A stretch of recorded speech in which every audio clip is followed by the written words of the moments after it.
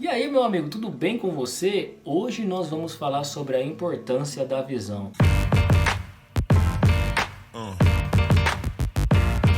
O versículo que eu quero colocar aqui para você escrever no post-it e você colar na porta do seu guarda-roupa aí é Provérbios 23:7, que diz o seguinte: porque como imagina em sua alma, assim ele é.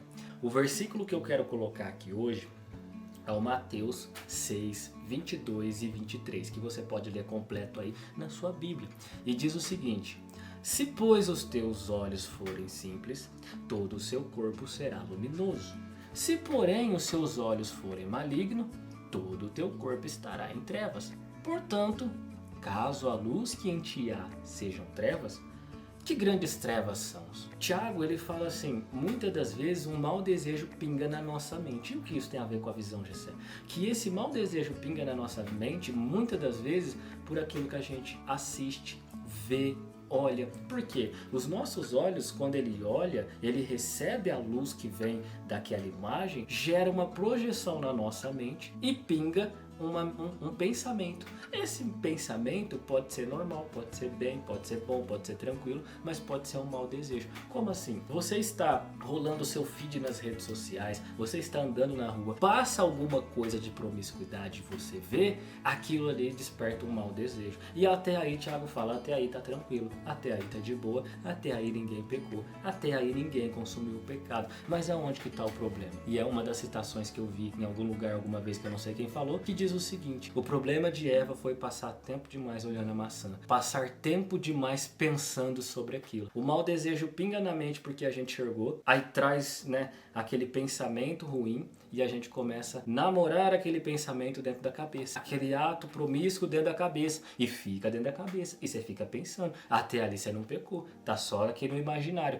tá só aqui na mente. Mas o que nós não percebemos, que é o que o Tiago diz, é que ali fica aquela luta entre o mau desejo querendo descer pro coração e o corpo só esperando, porque até aí o corpo não tem opção. Quem tá mandando ali é o espírito. Se o espírito permitir passar, o corpo consome. Se o espírito reter, o corpo não tem opção ali. Aí o espírito tá ali e o espírito, por gastar tempo pensando, o pecado já é consumido ali e o espírito concebe o pecado, ele aceita, ele deixa o pecado passar. Quando o espírito deixa passar aqui, irmão, na mente, quando deixa passar aqui, da mente desce para o coração. Quando desce para o coração, já é a consumação, que aquela visão que a gente teve virou um mau desejo. O mau desejo teve permissão do espírito, desceu para o coração e agora o corpo vai fazer. O corpo vai realizar. O corpo vai tomar em atitude aquilo que só estava em pensamento. Então é por isso que Jesus fala que, por exemplo, o adultério lá. Adulterar não é lá teu ato físico, não começa ali. Começa quando pinga o mau desejo. O espírito permite, desce para o coração. Aí Jesus fala, quando desce para o coração, quando está no coração, é ali que o homem peca. Por quê? Porque o nosso coração também vai determinar muito do que a gente fala, da atitude que a gente toma. Se nós ficarmos olhando pela perspectiva do mundo, vai dar ruim. A gente vai sempre enxergar o negativo. É igual aquelas coisas que muitos coaches e coisas motivacionais aí da internet diz que é o copo meio vazio ou meio cheio. A gente fica com um olhar negativo. E essa forma aqui desse versículo de Mateus 6:22, quando ele diz: se os seus olhos forem simples, todo o seu corpo será luminoso. Se porém o teu olho for maligno, a forma que você olhar for uma forma maligna de ver, vai dar ruim, porque você não está enxergando com os olhos de Cristo. Enxergar através da Bíblia, através da palavra de Deus, é enxergar da mesma forma que Jesus enxergou. Quando ele olhava para um pobre, ele estendia a mão, ele ajudava, ele compartilhava o milagre com aquela pessoa. Por quê? Porque se os seus olhos forem bons, todo o seu corpo terá luz. A luz que há dentro de você vai refletir nas suas ações. O que está dentro de você vai refletir nas suas ações. É por isso que Pedro teve sucesso ao andar sobre as águas, mas também fracassou no mesmo momento ao andar sobre as águas. Por quê? Porque o olhar de Pedro estava focado no Cristo que ele botou a sua fé. E aquele Cristo garantia, né, o milagre. Agora, quando ele tira a sua fé, o seu modo de olhar, e ele tira os seus olhos de Cristo e começa a olhar para as adversidades, que é as ondas contrárias e o vento batendo sobre ele, o que ele faz? Problemas, problemas, problemas. Tira os olhos de Cristo. tira os olhos do provedor e coloca a sua fé na provisão. A provisão é aquele poder que ele tem de controlar as coisas. Aí quando ele olha para o que ele tem, eu não tenho condição, ele afunda. É igual quando nós estamos passando alguma temporada na nossa vida que nós temos uma dívida alta para pagar, né? Temos coisas a resolver e a gente tira os olhos do provedor, que é Cristo, que resolve tudo para nós. A nossa confiança tinha que estar nele e nós coloca os nossos olhos na provisão. Quanto que eu tenho para resolver isso? E então lascou, porque eu não tenho o suficiente. Sendo que o que é suficiente para nós é Jesus. Sendo que Jesus dará jeito nessa solução. Ele trará a solução, né, que nós precisamos. E não é nós que tem que ficar dando um jeitinho para resolver as coisas. Porque com o evangelho não tem jeitinho. Então, na perspectiva do evangelho, diferente da perspectiva do mundo, é que pelo mundo você pode enganar, você pode dar uma mentira para subir um cargo a mais, você pode enganar o seu patrão para assumir um cargo melhor. Agora, pela perspectiva do evangelho, você não pode dar jeitinho não, cara. Você tem que andar ao pé da letra, você tem que ser honesto. Ainda que ninguém esteja vendo, você tem que prestar contas para aqueles que não estão presentes ali. Você tem que andar em honestidade. Por quê? Porque você está sendo visto pela palavra de Deus a todo tempo.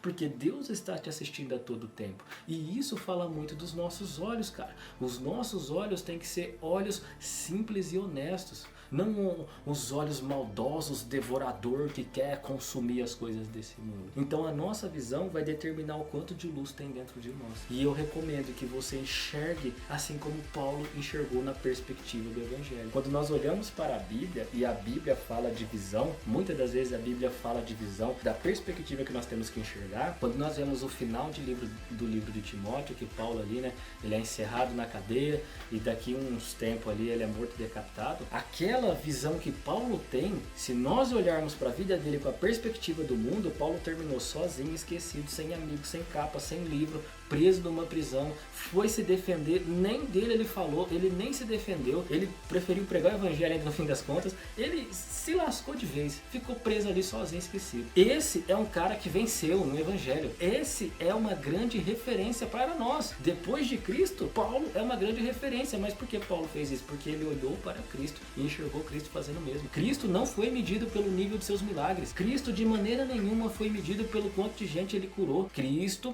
foi medido pelo nível de seu esvaziamento, que ele pegou o fato de ser Deus e não se apegou a isso, para que Deus Pai fosse glorificado. Jesus deixou de ser Deus, se transformou em carne, habitou entre nós, fez o que fez, salvou a galera e teve uma vida simples. Uma das coisas que mais me impacta no evangelho é o olhar de Cristo. Uma coisa que mais botou pressão em Pedro foi quando ele negou Jesus 3 vezes. Não conheço esse homem, não conheço esse homem. Ele quase ali xinga Jesus, não conheço esse maldito capaz de ter falado isso. Jesus olha pra ele, cara. É o olho de Cristo, é a visão, cara. É muito mais do que simplesmente colocar os olhos na outra pessoa. É o que sai dos olhos de Cristo. E Pedro vê. E quando Pedro vê, ele chora, ele se arrepende. Então, porque os olhos de Cristo transmite luz. E o que Jesus fez foi simples, manso e humilde. E o que o seu discípulo, seguidor, apóstolo Paulo fez? Simples, manso e humilde, assim como o nosso Salvador Jesus Cristo. Qual que é o molde que a gente tem que ter? Jesus. Qual que é a lente que a gente tem que enxergar? Jesus. Qual que é as palavras que a gente tem que seguir? O Evangelho de Jesus Cristo. Jesus, o que se entregou por todos. É através dele que a gente vê. É pela perspectiva do Evangelho que a gente enxerga. Eu poderia te dar muitos exemplos aqui sobre a perspectiva do Evangelho, como para o mundo, o viver é juntar, é conquistar muita coisa, é ter grana, sucesso e fama, mas para o Evangelho o viver é morrer, porque aquele que morrer vai ter vida em Cristo. É morrer para esse mundo, é se esvaziar de si mesmo. Tá vendo como que é o evangelho, cara? O mundo diz para você juntar, junta muita coisa, tenha muitas riquezas. E Jesus fala assim, desapega de tudo isso, cara, esvazia-se de si mesmo e se preencha de Cristo. Esse é o evangelho que nós seguimos. Por isso que essa é uma visão importante da gente ter. Pois os filhos de Deus são aqueles que há luz dentro dele. Agora você quer um bom medidor para a sua vida? Um bom medidor para a sua vida é a forma que você está vendo as coisas. Se você está vendo as coisas de modo simples, de modo humilde, de modo manso, de modo assim como Cristo viu, você está seguindo a palavra de Deus, você está num bom caminho. Agora se você diz que segue Jesus, mas só fica agindo igual esses detalhes das trevas, cara, você vê um homem na rua pobre, você não quer ajudar, você quer ficar criticando, tem que trabalhar, tem que mudar, tem que vá se lascar pra lá, cara. Já não chega eu dos meus problemas, ainda tem que ajudar os outros. Você tá seguindo Cristo, mas você tá com os olhos nas trevas, cara. Porque quem está em Cristo não fica apegado nas coisas que tem. Quem está em Cristo olha e fala assim, cara, eu não posso mudar a vida desse cara.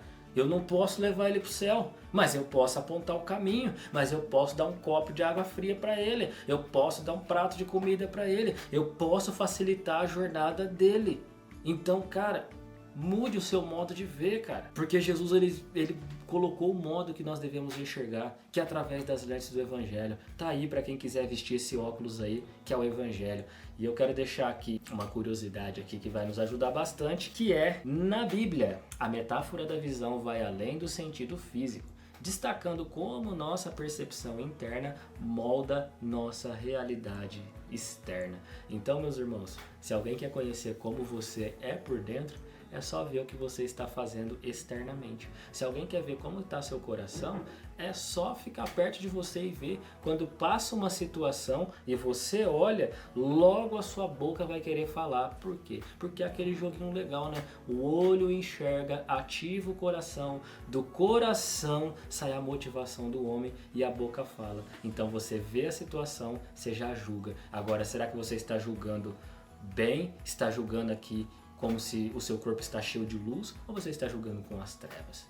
Quando você vê uma situação no dia a dia, você já quer meter o pau ali e reclamar, ou você olha e prefere nem falar nada, ou quando vai falar, vai ajudar? Então aqui a visão vai muito mais além do que apenas visualizar, do que absorver imagem. Vai das atitudes que você vai tomar e como o seu corpo vai agir nessa realidade externa. E o desafio de hoje, meu irmão, olha só como é esse desafio de hoje. Hoje você vai refletir sobre como você se enxerga e como enxerga os outros. Hoje, desafie-se a escolher uma perspectiva positiva, que é a perspectiva do Evangelho, reconhecendo a luz que está em você e nos outros. Lá em João, capítulo 1, diz assim: Ele era a luz dos homens, mas os homens não reconheceram. Essa luminosidade que está dentro de você é o próprio Cristo, cara. É o próprio Cristo. A forma que você enxerga a palavra de Deus vai determinar o quanto de Cristo está em você, o quanto dessa luminosidade está dentro de você. E o louvor que eu quero deixar aqui para você hoje é Eu Sou Livre, do nosso irmão Fernandinho aí. Esse louvor é muito bom, cara, pra gente orar, pra dar uns gritos aí no quarto aí, pra gente se aproximar mais de Deus. Então, meus irmãos, se você gosta desse tipo de vídeo, dos devocionais, se inscreve no canal, porque daqui a pouco eu vou estar voltando aqui com mais um vídeo, mais um tema. Pra quê, Gessé? Pra gente cumprir Salmos 17:15, que diz o seguinte: que logo pela manhã eu vou me satisfazer do meu Senhor Jesus Cristo. Eu vou entregar as primícias do meu dia para Ele, porque Ele merece toda a honra e toda a glória, e Ele merece esse tempo que eu passo aprendendo da palavra dEle, ouvindo esse louvor enquanto eu adoro o seu nome, orando e falando com Deus, desenvolvendo o meu relacionamento com Ele. E se você quer mais disso, se inscreve no canal, que daqui a pouco eu vou voltar com mais um tema pra gente conversar e você também está vivendo o seu relacionamento com Jesus, o nosso Senhor. Valeu? E lembre-se, tudo que você fizer, faça tudo para a glória de Deus. Até daqui a pouco, irmão.